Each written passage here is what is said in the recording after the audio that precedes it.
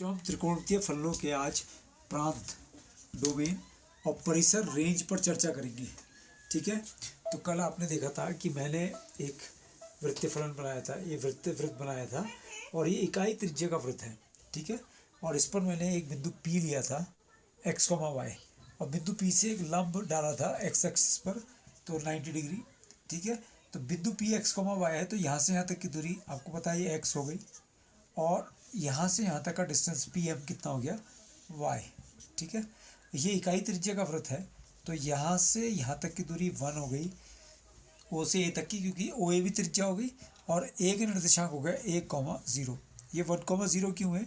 क्योंकि यहाँ से x अक्ष पर हम कितनी दूरी चल रहे हैं 1 और y अक्ष पर नहीं चल रहे, तो 1,0। इसी प्रकार OB भी कितनी हो गई 1, एक इकाई।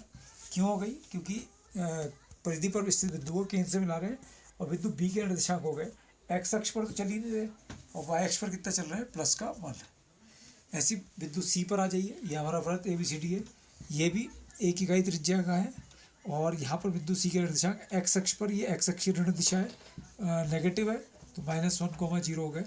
और बिंदु D पर आ गए तो O से D को अगर आप मिलाएंगे तो ये भी 1 है और D बिंदु के निर्देशांक हो गए x अक्ष पर कितना चले ही नहीं 0, और y अक्ष पर कितना चले, y अक्ष का ये नेगेटिव है, नेगेटिव एक्सिस है y अक्ष की, 0, -1 हो गए। ठीक है, कल हमने इस कोण को लिया था, याद करिए आप, ये थीटा हमारा रेडियन में है, थीटा किस में है, रेडियन में है।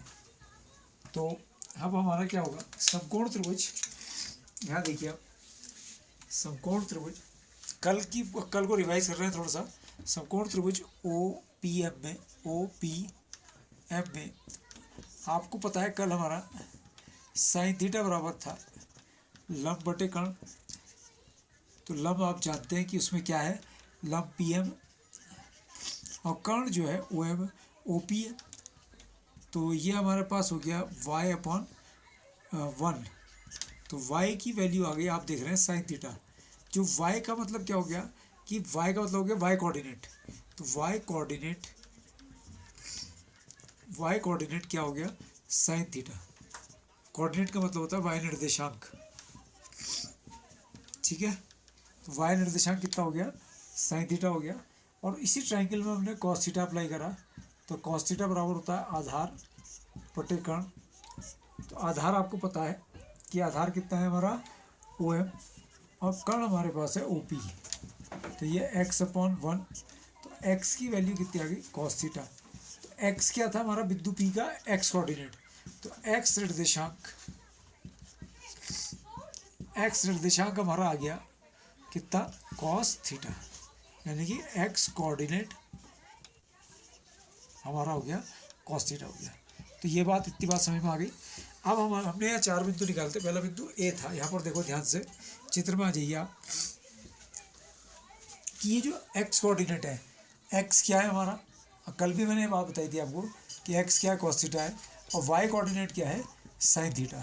इसका मतलब ध्यान से देखना कि 1 जो है यहाँ बिंदु A पर 1 जो है ये x है, तो ये कितने डिग्री की वैल्यू है, जब थीटा जो है x एक्सिस से कितना कोण बनाएगा 0 डिग्री, तो ये cos 0 डिग्री की वैल्यू है, तो cos 0 की वैल्यू 1 हो गई और sin 0 की वैल्यू 0 हो गई, ये sin 0 की वैल्यू है। अब यहाँ पर आ जाइए, यहाँ से यहाँ तक ये कोण कितना है 90 डिग्री है, ये 90 डिग्री देख रहे होंगे आप। बिंदु B पर आ जाइए, ये 0 है और ये 1 है, ये cos की वैल्यू है और ये 1 की, तो cos π/2 की वैल्यू क्या है 0 और sin π/2 की वैल्यू कितनी आई 1, तो cos π/2 की वैल्यू sin π/2 की वैल्यू मान आ रही है। बिंदु C पर आ जाइए, तो यहाँ से लेकर और यहाँ तक, यहाँ तक कितना एंगल हो गया पाई, 180 डिग्री हो गया। तो इसका मतलब क्या है, ये -1 किसकी वैल्यू है, ये cos की वैल्यू होती है, तो cos पाई की वैल्यू -1 हो गई और ये 0 किसकी वैल्यू हुई sin पाई की, तो sin पाई की वैल्यू कितनी हो गई 0। और बिंदु D पर आ जाइए, तो यहाँ से यहाँ तक अगर आप देखते हैं तो ये 270 डिग्री कोण होता है, यानी कि 3π/2 हुआ। तो ये किसकी वैल्यू cos की, तो cos 3π/2 की वैल्यू तो 0 हो गई और ये किसकी वैल्यू sin की, और sin 3π/2 की वैल्यू -1। ठीक है, अब ये पूरा एक चक्कर आपने लगा दिया है, पूरा एक चक्कर। तो ये पूरा एक चक्कर लगाने पर कितना हुआ 2 पाई, 360 डिग्री 2 पाई रेडियन कोण हो गया। तो फिर हम यहाँ पर आ गए, तो ये कॉस 0 था पहले, एक्स एक्सिस 0 के लिए बना रहा था, अब कितना बना 2 पाई। तो कॉस 2 पाई की वैल्यू 1 है और साइन 2 पाई की वैल्यू कितनी हो गई 0। ये वाली वैल्यू कितनी है 0। तो आपने क्या देखा है यहाँ कि कॉस की जो वैल्यू है वो 1 है, फिर देखिए 0 है, फिर -1 है, फिर 0 है और फिर कितनी है 1 है। तो यानी कॉस की वैल्यू जो चल रही है 1 0 1 0 -1 0। तो यानी कॉस की वैल्यू हम कितनी बार भी घूम जाए इसमें, तो लेकिन कॉस की वैल्यू हमेशा कह रहेगी 1 होगी या 0 होगी या -1 होगी या 0 होगी। तो मिनिमम वैल्यू -1 है और मैक्सिमम वैल्यू कितनी है, मैक्सिमम वैल्यू +1 है। तो कॉस का जो परिसर हो गया वो कहाँ से कहाँ तक हो गया, -1 से +1 तक कॉस का परिसर हो गया। चलो पहले हम इस पर बात कर लेते हैं कि साइन 0 डिग्री की वैल्यू, साइन π/2 की वैल्यू, फिर साइन पाई की वैल्यू, फिर साइन 3π/2 की वैल्यू और साइन 2 पाई की वैल्यू जो मैंने अभी बताई आपको। तो साइन 0 0 है, साइन पाई 90 की वैल्यू 1 है, साइन पाई की वैल्यू मैंने जो अभी चित्र से बताया आपको 0 है, साइन 3π/2 की वैल्यू -1 है और साइन 2 पाई की वैल्यू जो थी वो कितनी थी 0। ऐसी आप कॉस 0 या कॉस π/2 जो अभी हमने फाइंड करे हैं और कॉस पाई और कॉस 3π/2 और कॉस 2 पाई की वैल्यू चित्र से जो हमने अभी फाइंड करी है, कॉस 0 की वैल्यू 1 थी, कॉस π/2 की वैल्यू कितनी थी हमारे पास 0 थी, कॉस पाई की वैल्यू कितनी थी -1 थी, कॉस 3π/2 की वैल्यू कितनी है 0 और कॉस 2 पाई की वैल्यू कितनी है 1। तो इससे हम क्या समझ रहे हैं, इससे हम बच्चों क्या समझ रहे हैं कि यहाँ अगर हम साइन में देखें तो मैक्सिमम वैल्यू 1 है और मिनिमम वैल्यू -1 है। तो इसका मतलब इसकी वैल्यू +1 और -1 के बीच में, -1 और +1 के बीच में, तो इसका परिसर क्या हो गया -1 से लेकर +1 तक। और इसका परिसर देखिए आप कि कॉस की जो वैल्यू है वो इसमें भी -1 है मिनिमम वैल्यू और मैक्सिमम वैल्यू +1 है। ठीक है, तो इसका परिसर भी क्या हो गया, इसका परिसर भी क्या हो गया -1 से लेकर +1 तक। तो अगर हम देखें तो साइन हमारे पास आ गया, साइन का प्रांत और परिसर, ध्यान से देखिएगा साइन का प्रांत और परिसर। तो साइन का प्रांत तो है कि आप कोई भी वास्तविक संख्या रख लीजिए प्रांत में, यानी कि इसके कोण में थीटा की जगह कोई भी वास्तविक संख्या रख लीजिए और हमें परिसर क्या मिलेगा, क्लोज इंटरवल -1 से लेकर +1 तक। ठीक है, ऐसी कॉस थीटा में कि भी हम क्या देख रहे हैं कि कोई भी वास्तविक संख्या रख लीजिए, मान निकालिए, तो वो घूम फिर के क्या आएगा, या तो -1 और +1 आएगा या -1 और +1 के बीच की कोई वैल्यू आएगी। तो ये बात आपको अच्छे तरीके से क्लियर हो गई होगी। ठीक है, अब एक बात नोट करने वाली है, उसको नोट करेंगे अच्छे तरीके से। देखिए सबसे पहले हम साइन की वैल्यू पे चले जाएं।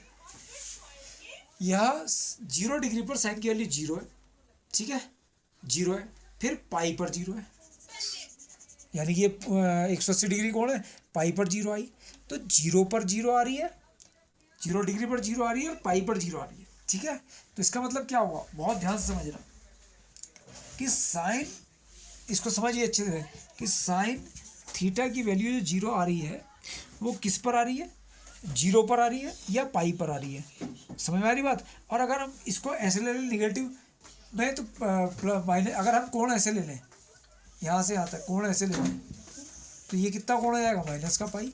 मैंने बताया था अगर एंटी क्लॉकवाइज जाएंगे तो प्लस का पाई और क्लॉकवाइज जाएंगे तो माइनस का पाई। ठीक है, तो इसका मतलब ये किस पर हो रही है कि 0 पर हो रही है, पाई पर हो रही है।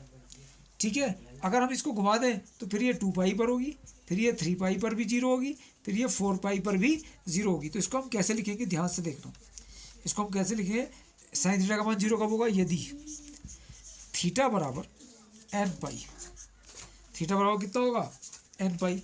ठीक है, या इसको तो और ब्रीफ में लिखना चाहो और बड़े में कि थीटा बराबर 0 पर साइन थीटा की वैल्यू 0, फिर प्लस पाई पर भी 0, माइनस पाई पर भी 0, प्लस 2 पाई पर भी 0 और माइनस 2 पाई पर भी 0, प्लस के 3 पाई पर भी 0 और माइनस के 3 पाई पर भी 0।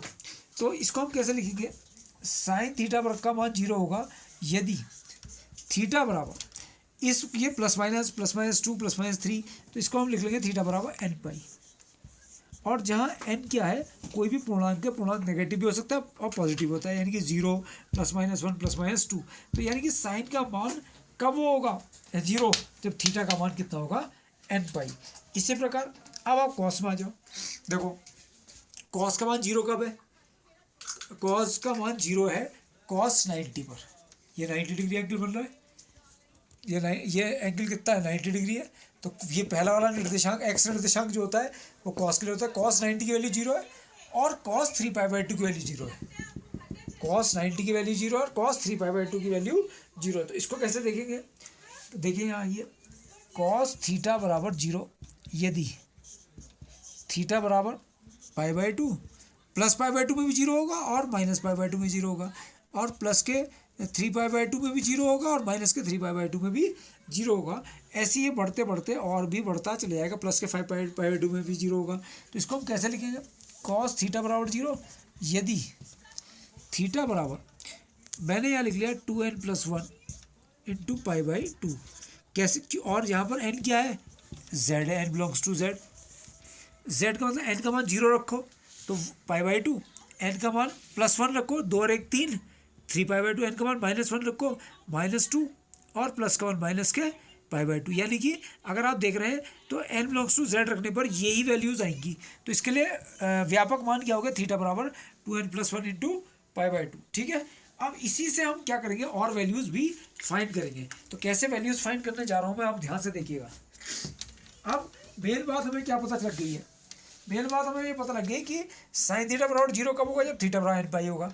कॉस थीटा बराबर 0 कब होगा, जब थीटा बराबर 2n+1 इंटू π/2 होगा, और n क्या है, कोई भी पूर्णांक है। ठीक है, तो यहाँ जाइए, अब मान लीजिए हम टेन थीटा के लिए ले लेते हैं, टेन थीटा का मान 0 कब होगा। ठीक है, तो आप जानते हैं टेन थीटा बराबर होता है sine theta upon cos theta. ठीक है, और ये एक परिमेय फलन है, तो कॉस थीटा का मान क्या नहीं होना चाहिए, 0 नहीं होना चाहिए, ये तो पता ही होगा आपको। तो कॉस थीटा का मान 0 कब नहीं होगा, जब theta not equal to 2n+1 into π/2 होगा। अगर ये कोण नहीं होगा तो ये कभी भी कॉस थीटा की वैल्यू 0 नहीं होगी और यहाँ 0 नहीं आएगा। तो अब आप क्या समझे, इससे ध्यान से समझना, बहुत ध्यान से, कि मतलब कॉस थीटा टेन थीटा की वैल्यू कब वो नहीं होगी, जब थीटा का मान 2n+1 इंटू π/2 होगा। कॉट थीटा में आ जाओ, कॉट थीटा आप जानते हैं क्या होता है, cos theta upon sine theta. तो ये परिमेय फलन है, तो इसकी वैल्यू क्या नहीं होगी, 0 नहीं होगी। तो sine theta can not be equal to 0। Sine theta का मान 0 कब नहीं होगा, जब थीटा n पाई के बराबर नहीं होगा। जब थीटा का मान किसके बराबर नहीं होगा, n पाई के। टेन और कॉट आ गए, सेक थीटा, सेक थीटा की वैल्यू क्या होती है, 1/cos थीटा। तो cos थीटा की वैल्यू 0 नहीं होनी चाहिए, तो cos theta can not be equal to 0। तो cos थीटा कब 0 नहीं होगा, जब थीटा का मान 2n+1 इंटू π/2 नहीं होगा। cosec थीटा तो 1/sin theta, sorry sine theta की वैल्यू 0 नहीं होनी चाहिए परिमेय फलन में। तो साइन थीटा कब 0 नहीं होगा, साइन थीटा कब 0 नहीं होगा, जब थीटा का मान n पाई नहीं होगा।